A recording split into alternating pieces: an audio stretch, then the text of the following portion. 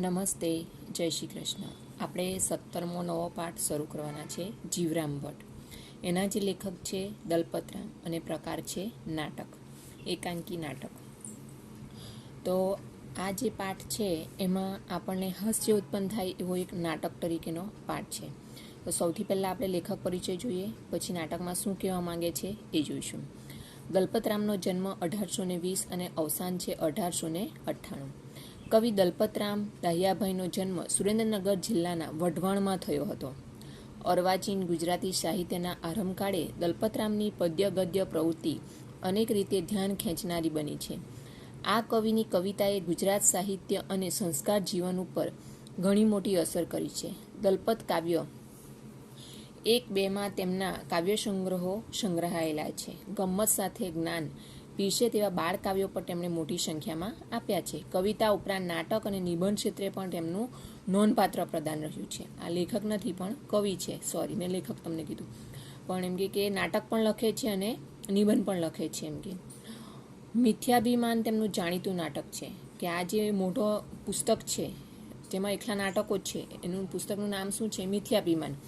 તો એમાંથી જેમ કે આપણો આ પાઠ પણ લેવામાં આવેલો છે. નાનો સરખો એક અંશ લેવામાં આવ્યો છે.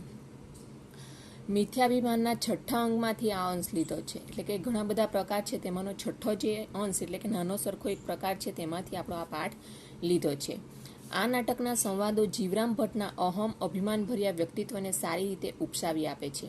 આ જે જીવરામ ભટ્ટ છે પોતે સાંજના સમયે જોઈ શકતા નથી, એટલે કે રતાંધણા પણ આપણે કહી શકીએ ને, એવો એક રોગ આવે છે કે જે સાંજે સૂર્યાસ્ત થાય પછી એ વ્યક્તિ જોઈ શકતા નથી. જ્યારે જીવરામ ભટ્ટ એ પોતે સ્વીકારવા માટે તૈયાર નથી અને ઘણી બધી એમ કે પ્રવૃત્તિ યુક્તિઓ દ્વારા એમ કે પોતે શું કહે છે કે હું જોઈ શકું છું. એમ કે એટલે આખા એના વિશેની વાત કરવામાં આવી છે. એટલે પોતે સ્વીકારતા નથી કે હું જોઈ શકતો નથી.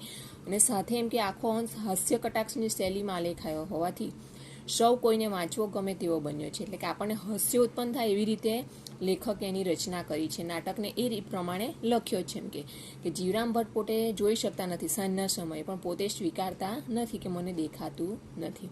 તો આપણે શરૂ કરીએ.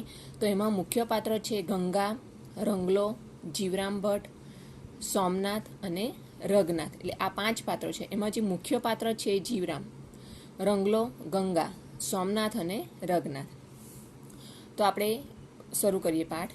રઘનાથ ભટ્ટનું ઘર છે, જ્યાં બધા ભેગા થઈને બેઠા છે. એ ઘર કોનું છે? રઘનાથ ભટ્ટનું.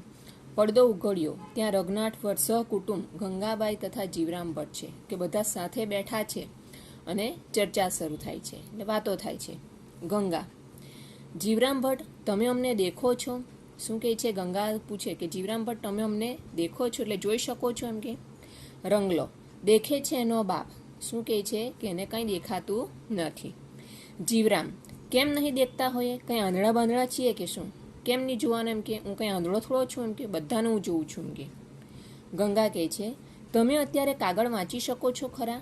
ગંગા શું કહે છે કે તમને કાગળ આપીએ તો તમે વાંચી શકો? એમ કે રંગલો, કાગળ તો શું, પણ અત્યારે મોતી વીંધે છે. તો શું કે કાગળ તો શું? એમ કે એમની આંખ એટલી તેજસ્વી છે કે મોતીને પણ વીંધી નાખે. એમ કે એટલી એમની આંખ તેજસ્વી છે. એટલે આ હસી ઉડાવે છે કોની? જીવરામ ભટ્ટની. કારણ કે જીવરામ ભટ્ટ તો પોતે સાંજના સમયે જોઈ શકતા નથી અને પોતે સ્વીકારવા માટે તૈયાર નથી.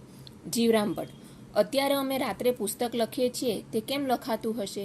શું કહે કે હું રાતના પુસ્તક લખું તો કેવી રીતે લખી શકતો હશે જો જોતો ન હોઉં તો, મને દેખાતું નહીં હોય તો? એમ કે સોમનાથ, કાગળ આપું તો વાંચશો? સોમનાથ હોય છે એ શું કહે છે કે હું તમને કાગળ એક આપું, એમ કે તમે વાંચી સંભળાવશો અમને? એમ કે જીવરામ ભટ્ટ, હા લાવો.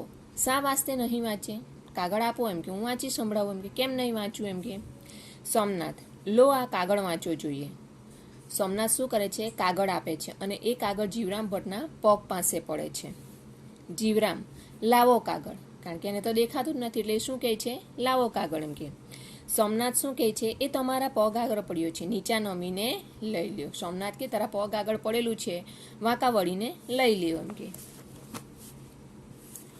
જીવરામ, તમારી આગળ નીચા નમવાની અમારી ગરજ નથી. જો તારે કાગળ વંચાવવું હોય તો તું મને કાગળ હાથમાં આપ. એમ કે હું શું કામ નીચો નમું? એમ કે એટલે રંગલો એક શ્લોક બોલે છે. નમંતી ફલીનો વૃક્ષા, નમંતી ગુણીનો જના, શુષ્ક કાષ્ટ મૂર્ખાશ્ચ ન નમંતી કદાચન, કે ફળવાળા ઝાડ નમે કે ગુણવાન માણસ નમે, પણ સૂકું લાકડું કે મૂર્ખ કદી નમે નહીં. કે ફળવાળા ઝાડ હોય, આપણે જોઈએ છીએ કે અત્યારે કેરીની સિઝન આવવાની તો આંબા એકદમ નીચે નમી જાય છે. જ્યારે પણ એમ કે વૃક્ષો પર ફળ આવે તો એકદમ નમી જાય છે. અને ગુણવાન માણસ હોય તો પોતાની ભૂલ હોય તો પણ એ માફી માંગી લે છે. પણ એમ કે સૂકું લાકડુંને આપણે તોડવા ગઈએ, એને વાંકું વાળવા જઈએ તો તૂટી જાય છે. તેમ મૂર્ખ માણસ પણ કોઈ દિવસ નમતા નથી. એમ કે સોમનાથ લઈને આપે છે, લ્યો આ કાગળ. સોમનાથ હવે શું કરે છે, કાગળ લઈ લે છે ને હાથમાં આપે છે, રંગલો. જોજો ભાઈઓ, સુરદાસજી કાગળ વાંચે છે, ખરેખરો વાંચે છે કે શું? સુરદાસજી એટલે જે અંધ કવિ હતા, પ્રાચીનના એક કવિ હતા, કે અંધ હતા તો પણ એ લખતા અને વાંચતા હતા. એટલે રંગલો મસ્કરી કરે છે કે સુરદાસજી કાગળ વાંચે છે, પણ જોઈએ કે ખરેખર વાંચી શકશે એમ કે? રઘનાથ સોમનાથને, એમાં તો ઝીણા અક્ષર છે, પેલા મોટા અક્ષરવાળો કાગળ વાંચવા આપ્યો હતો ઠીક. રઘનાથ પાછો શું કહે છે, એમાં તો ઝીણા અક્ષર લખેલું છે, પેલા મોટા અક્ષરવાળા કાગળ આપો ને એમ કે વાંચવા માટે તો વાંચી શકે એમ કે. સોમનાથ કાંઈ ઝીણા નથી, આંધળો પણ વાંચી શકે એવા મોટા દીવા જેવા અક્ષર છે. શું કહે છે સોમનાથ? કંઈ ઝીણા નથી એમ કે આંધળો વ્યક્તિ પણ વાંચી શકે એવા મોટા દીવા જેવા અક્ષર છે એમ કે. જીવરામ આ લો ત્યારે, તમારો કાગળ અમારે નથી વાંચવો.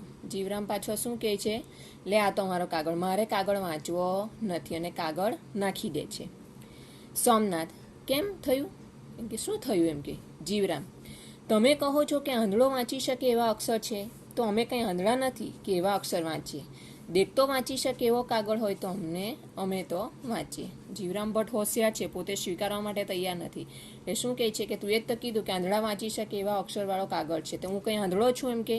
હું તો જોઈ શકું છું એમ કે દેખતા એટલે કે જોઈ શકે તેવો કાગળ હોય તો હું વાંચી શકું, બાકી મારે આ કાગળ વાંચવો નથી. એટલે બહાના કાઢે છે.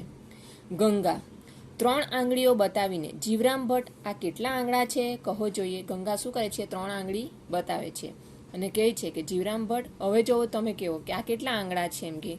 જીવરામ કહીએ તો તમે શું આપશો? પાછો શું કહે છે કે હું સાચો જવાબ આપું તો તું મને શું આપશે એમ કે. ગંગા લાખેણી લાડી આપી છે ને હવે બીજું શું આપીએ? કે આટલી સુંદર તમને સ્ત્રી તો આપી છે, તમારી પત્ની છે, એ અમે તો આપી છે એમ કે. હવે બીજું શું જોઈએ એમ કે. જો અત્યારે દેખી શકતા હો તો કહો કે આ કેટલી આંગળીઓ છે એમ કે. જોઈ શકતા હોય તો મને જવાબ આપો.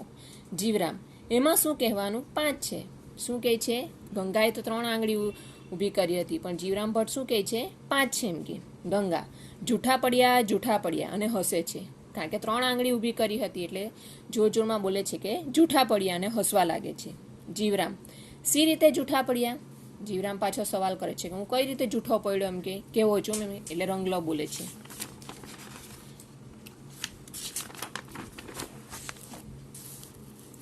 રંગલો બોલે છે, અભિમાને ને અંતરે ભાસે જો નિજ ભૂલ, તો પણ તેની જીભથી કદી નહીં કબૂલે. કે અભિમાની માણસ હોય તે પોતાના અંતરમાં તો એ ખબર છે કે મારી ભૂલ છે, કે હું જોઈ શકતો નથી, તો પણ એ પોતાની જીભથી એટલે કે પોતાના વાક્યથી એ સ્વીકારતો નથી એમ કે. આ દુઃખો કોણ બોલે છે? રંગલો. કોને સંભળાવે છે? જીવરામ ભટ્ટને. જીવરામ ભટ્ટને તો ખબર છે કે હું રાતના સમય જોઈ નથી શકતો, તો પણ એ સ્વીકારવા માટે તૈયાર નથી. એટલે રંગલો શું કહે છે કે અભિમાની માણસ એમ કે મનમાં તો એને ખબર છે કે આ મારી ભૂલ છે, હું ખરેખર જોઈ નથી શકતો, તો પણ એ પોતે સ્વીકારવા માટે તૈયાર નથી. ગંગાએ કહે છે, 3 આંગળીઓ ઊભી રાખીને 2 આંગળીઓ વાળીને મેં પૂછ્યું હતું. ગંગા શું કહે છે, અહીંયા તમે જોઈ શકો છો, આ ગંગા છે, આ રંગલો છે, આ રઘનાથ છે અને આ સોમનાથ છે. કે શું કહે છે, આ જીવરામ ભટ્ટ છે કે મેં તો 3 આંગળી ઊભી રાખી અને 2 વાળી હતી એમ કે, ને પૂછ્યું હતું એમ કે. જીવરામ ત્યારે અમે પણ એ જ કહ્યું કે નહીં, 3 આંગળીઓ ઊભી અમે દીઠી અને 2 વાળેલી દીઠી, તે બધી મળીને 5 દીઠી, માટે 5 કહી. તમે ક્યારે એમ પૂછ્યું હતું કે કેટલી ઊભી છે ને કેટલી વાળેલી છે? જીવરામ કેટલો હોશિયાર છે. હા, ગંગાએ કીધું ને કે મેં તો 3 ઊભી રાખી હતી ને 2 વાળેલી હતી, એટલે જીવરામ હોશિયાર છે, એટલે તરત જવાબ આપે છે કે મેં તો 5 જોઈ એટલે 5, પણ તું એ મને એમ થોડું પૂછ્યું હતું કે કેટલી ઊભી છે ને કેટલી વાળેલી છે, એટલે મેં તો કીધું કે 5 છે એમ કે. તું એ તો પૂછ્યું કે આ કેટલી આંગળા છે એમ કે.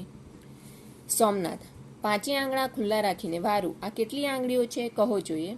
હવે સોમનાથ સવાલ પૂછે છે, 5 આંગળા ઊભા રાખે છે અને કહે કે હવે કેવો જો એમ કે કેટલી આંગળી છે. જીવરામ બીજી તરફ ગણે છે, આ 1 2 3 અને 4 છે. શું કરે છે?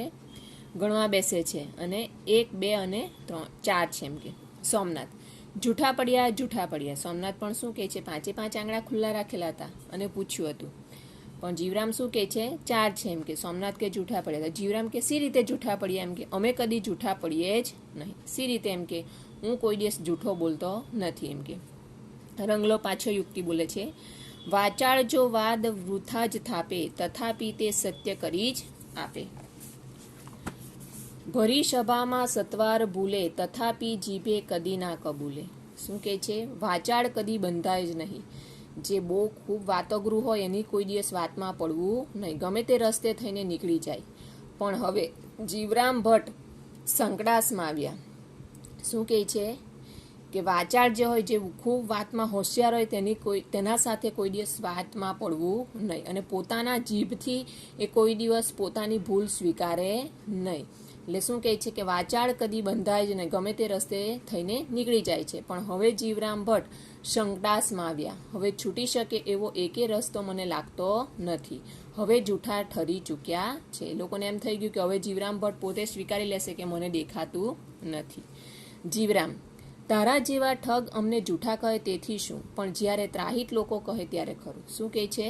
કે તારા જેવા જૂઠા એમ કે મને તારા જેવા ઠગ લોકો મને જૂઠા કહે એમાં હું કોઈ માનું નહીં. ત્રાહિત એટલે કોઈ એમ કે મહાન વ્યક્તિ મને આવીને કહે કે તમે જોઈ નથી શકતા તો એમ કે હું સાચું માનું એમ કે.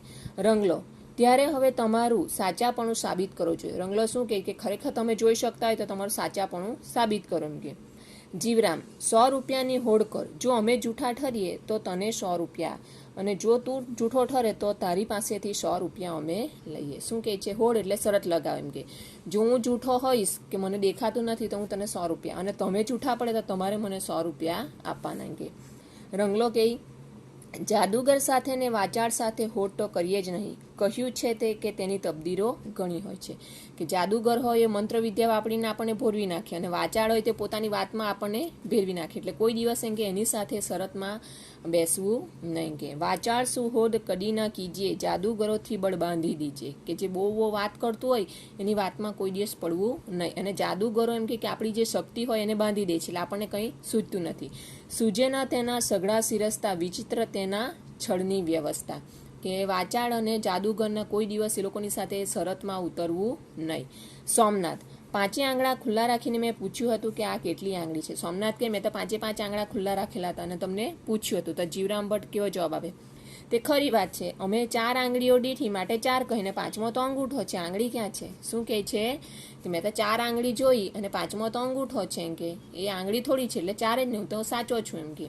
આ રીતે જીવરામ ભટ્ટ પોતાની વાતનો સ્વીકાર કરતો નથી. અને આપણો પાઠ અહીંયા પૂરો થાય છે. અસ્તુ.